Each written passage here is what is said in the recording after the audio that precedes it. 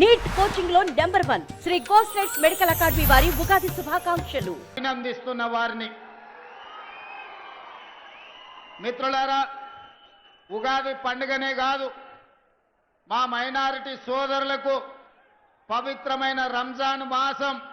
రేపు రంజాన్ పండుగ సందర్భంగా మైనారిటీ సోదరులకు కూడా రంజాన్ శుభాకాంక్షలు తెలియజేస్తున్నా.